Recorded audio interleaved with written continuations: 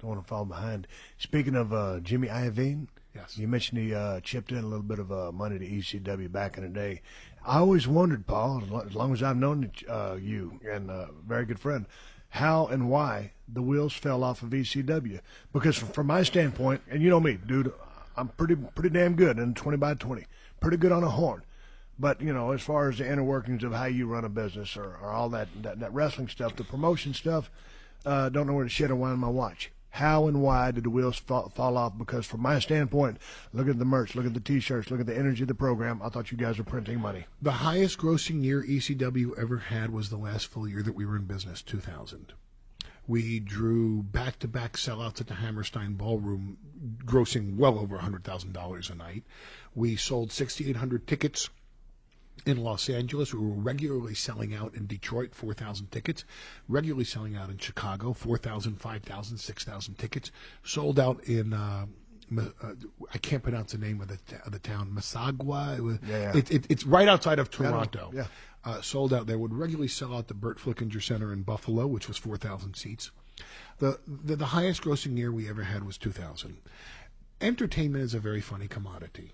And as we've discussed before, the choke points in entertainment are content. Do you have enough content? Do you have enough personalities to produce the Define content? choke point. Well, you know, it's funny. I've been saying it so long. I'm trying to find a layman's term because I know that this is the show for the working man. So how the working folks, man he's not calling us dumb. He's trying to define. No, a choke point. I'm trying to translate my hoity-toity attitude. Yeah. With my insider terminology. And doing it in spectacular fashion. Well, thank you, kind sir. A choke point is where can the deal go off the rails? Okay. Where can this get choked out? Okay. What's your kill zone? Gotcha. If you don't have enough talent, you don't have enough content, you don't have enough to fill that hour of a program, or 2 hours or 3 hours of programming, whatever the case may be, then you don't have content. So you now are a content provider. If you have no guests for your podcast, you're going to sit here and give a WrestleMania preview or a post-show wrap-up because you had no one to talk to. You need constant flow of new guests for your podcast because that's the content you are providing. Right. Okay. What are the other two choke points? What are the other two strangleholds? Where can it go off the rails? If you don't have this, there's no gas to fill the engine. Well, there's two things. One, financing. If you can't afford the tape recorder, if you can't afford the microphone, if you can't afford to then take this recording and digitalize it and put it out on a platform, then you don't have the money with which to forward your vision of a podcast. So when people have a movie to do or a TV show to do or a wrestling promotion, if you don't have financing, there's no promotion. The other, again, choke point is distribution. Now, I can have $10 million to produce a television show, but if nobody will put it on the air for me, I'm going to lose that $10 million because it won't air. And if it doesn't air, how do I promote my events? How do I promote my pay-per-views? Why would anybody give me money for a license? The video game companies won't give me money. I have no way to promote their product. Why would anybody buy a T-shirt if they don't know that the wrestler wears the T-shirt? How many people would have bought the Austin 316 T-shirt if you were on local access, Cox Cable, Harrisburg, Pennsylvania? You sure wouldn't have any merch checks coming from Kansas City, St. Louis, Chicago, Detroit, Las Vegas, Reno, L.A., San Diego, all around the world.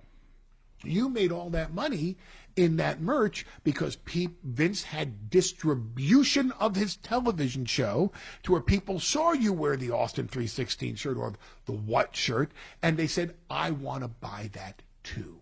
What happened with ECW was this.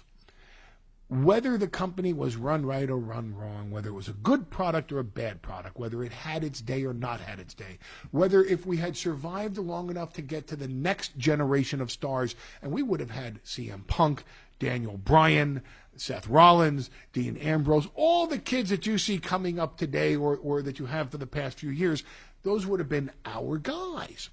So what happened is that we lost our distribution. We lost TNN, which became Spike TV, because they were owned by Viacom, and they cut that huge multi-million-dollar deal with Vince. we were going to move then to USA Network. The president of the network, Stephen Chow, was hot to get ECW to replace WWE, then WWF. Barry Diller, the chairman of the board of USA Network back in that era, made the decision, if I can't have the number one program, which he did, clearly, WWE, then why would I want the number two or number three program?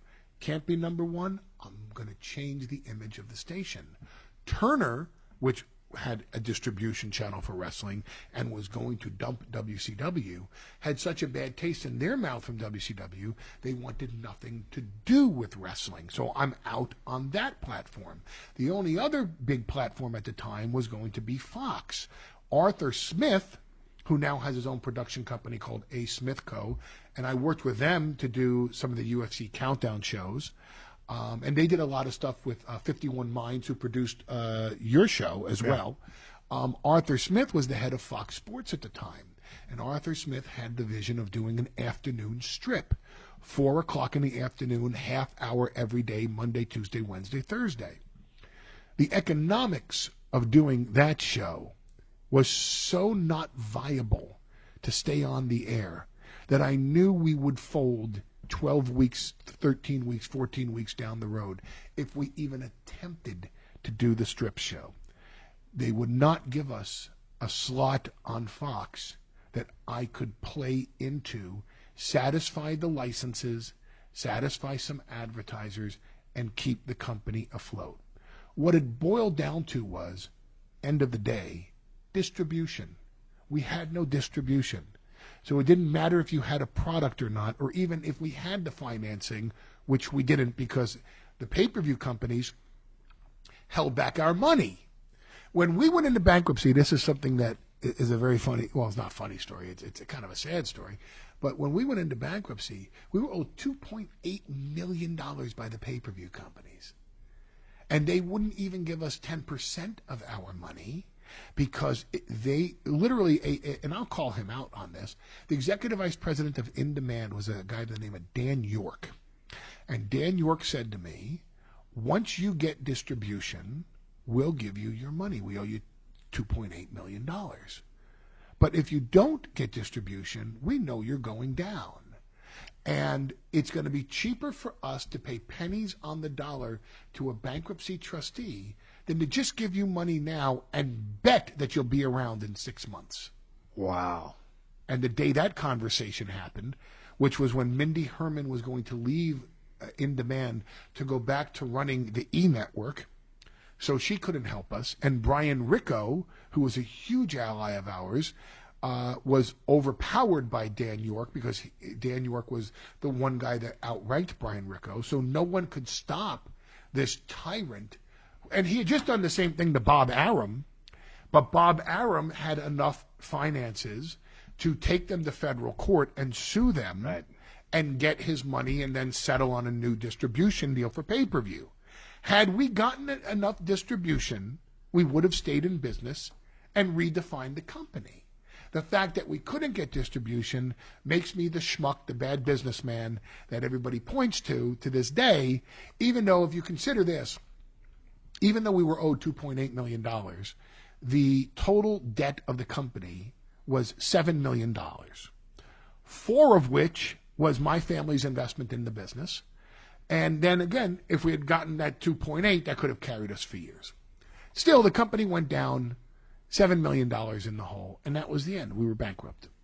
TNA has lost that much in a month many, many times. That company has to be, and I don't know their finances today, but when I was speaking to them a couple of years ago about coming in to be the president of the company, I know that there were people in that company telling me they were 70, 80, close to $90 million in debt, which means they had to have months where they lost $7 million. Took us 7 years to lose $7 million, and we still had $3 million coming in that we just couldn't get our hands on, that we couldn't collect. So again, now that we understand the word choke point, we know that content's a choke point. If you have content, you're fine. We had the content. So the two choke points become financing and distribution. If we had the distribution, we could have had the financing. But once you didn't have that distribution, you're out of business. And then no money to go back and sue the cap for the 2.8. Could never have afforded the lawsuit. What kind of play was that on his part? Because to me, as a man, a dirtbag play. As a business strategist, smart play for him. I mean, it was a weasel move. If you owe somebody money, you pay the money. Oh, it was a scumbag move. I mean, I hate the guy to this Right. day. I mean, I'm So then you can understand why he did it. No, actually, I think it was. I also think it was a bad business move, because had he kept another promotion involved, Right. he would have had enough. See, that's why once we went out of business, so many other promotions found it easy to get on to In Demand, because they were dying for content. Yeah. They needed new content providers, and they were a distribution channel of pay-per-view. Had they kept us alive with the money that they owed us, then nobody could have held them up. They would have retained more leverage than they had with Vince McMahon.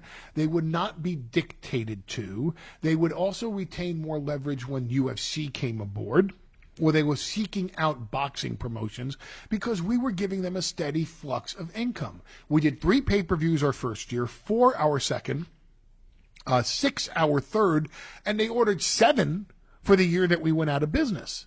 And they probably would have bumped us up to 10 or 12. Once we went out of business, it literally set a shockwave through them, because WCW went out of business at the very same time. So now they were starving for content to fill all these pay-per-view dates. I think it was a dumb move on his part, too, because why wouldn't you keep that revenue source alive? Right. We would have certainly drawn them more than $3 million in the year 2001 based on the brand name of ECW. Had they given us our money, we would have retained Rob Van Dam. We could have at least had the money to... See, I couldn't do the Fox Sports Net deal because I didn't have the money to come out of the gate with it to then demonstrate to In Demand I had a viable distribution channel. Had they given us the money, I could have afforded the strip show, or could have at least done the strip show long enough to say, hey, why not put us on FX? Why not put us on Fox? Could you give us a bigger distribution here at nighttime and on a better time slot and more than 30 minutes? Could we do something other than an afternoon strip? I would have had options. I could have maybe gone into the syndication, back into the syndication business. I would have had far more options. I didn't have the financing because we were out of money and we're owed $2.8 million. And every time we put on a pay-per-view, it's $250,000 in production costs to have live satellite feeds.